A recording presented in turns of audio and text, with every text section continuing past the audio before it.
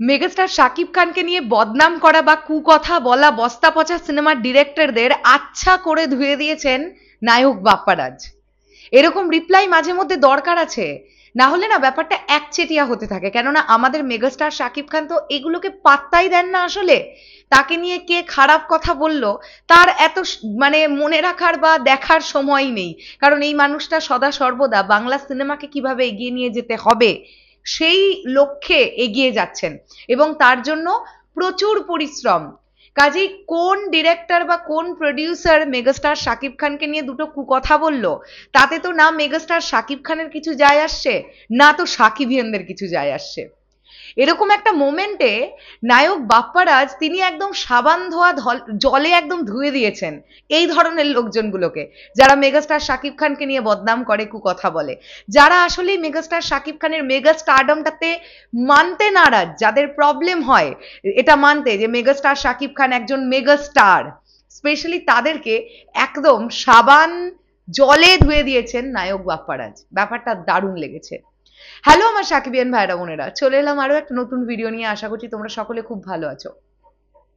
Specially FDC কেন্দ্রিক পরিচালকেরা যারা previously কাজ করেছেন, কেউ সাকিব ভাইয়াকে নিয়ে কাজ করেছেন, কেউ করেননি, কেউ হয়তো কাজ করতে চেয়ে শিডিউল পাননি, এরকমও কিছু ডিরেক্টরস আছেন, কিছু প্রডিউসার্স আছেন, কিছু ফিল্ম ফেটার্নিটির লোকজন আছে যাদের বক্তব্য এটা এরকম যে সালমান শাহ থাকলে মান্না সাহেব সুযোগ পেতেন না, মান্না সাহেব যদি ঠিক করে রাজত্ব করতে পারতেন শাকিব খানের মার্কেটিং হতো না।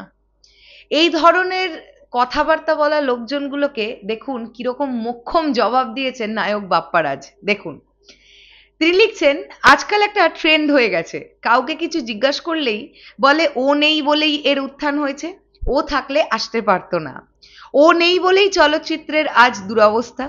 একটা জিনিস বোঝার জন্য পিএইচডি করার দরকার হয় না, ও থাকা অবস্থাতেই ওর অবস্থা পড়তির দিকে ছিল, ও থাকা অবস্থাতেই চলচ্চিত্রের খারাপ অবস্থা শুরু হয়ে গিয়েছিল।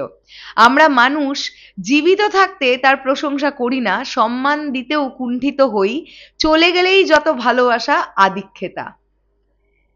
কতটা জেনুইন এবং কতটা মানে বাস্তববাদী একটি কথা বলেছেন ভাবুন নায়ক বাপ্পারাজ। মানে আমরা তো দুর্দান্ত হ্যাপি হয়েছি এই পোস্টটা দেখে। সত্যি আজকে এ আছে বলে, মানে এ নেই বলেও উঠতে পেরেছে, কেউ কারোর নেই বলে উঠতে পারে না, সবাই সবার পরিশ্রমটা দিয়েই উঠতে পারে। ঠিক আছে, তো আজকে এই ধরনের কথাবার্তাগুলো যারা বলেন তাদের আসলেই আমার মনে হয় খেয়ে দেয়ে কোনো কাজ নেই, তাই জন্যই তারা এই ধরনের কথাবার্তাগুলো বলেন। আর নায়ক বাপ্পারাজের এই পোস্টটা না সত্যি হৃদয় ছুঁয়ে গেছে, দারুণ কথা লিখেছেন তিনি। তোমাদের কি মনে হয় নায়ক বাপ্পারাজ কতটা ঠিক লিখেছেন? তোমাদের কি বক্তব্য সেটা অবশ্যই কমেন্ট করে জানাও।